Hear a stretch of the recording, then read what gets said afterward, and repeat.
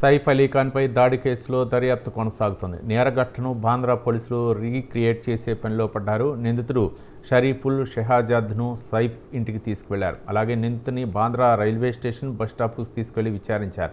మరోవైపు నిందితుని పట్టుకోవడానికి 300 మంది పోలీసు అధికారులు 72 గంటలు శ్రమించారు.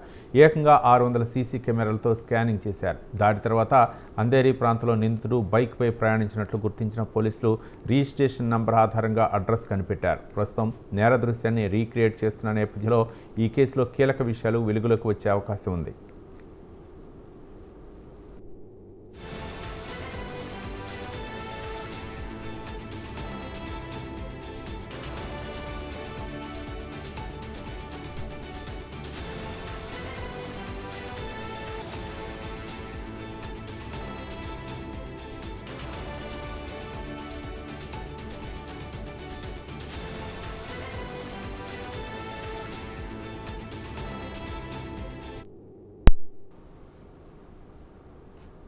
సైఫ్ అలీ ఖాన్ దాడిపై కేసులో దర్యాప్తు కొనసాగుతున్న నేరఘట్టను బాంద్రా పోలీసులు రీక్రియేట్ చేసే పనిలో పడ్డారు. నిందితుడు షరీఫుల్ షెహాజాన్ను సైఫ్ ఇంటికి తీసుకువెళ్లారు. అలాగే నిందితుడిని బాంద్రా రైల్వే స్టేషన్ బస్టాప్కు తీసుకెళ్లి విచారించారు.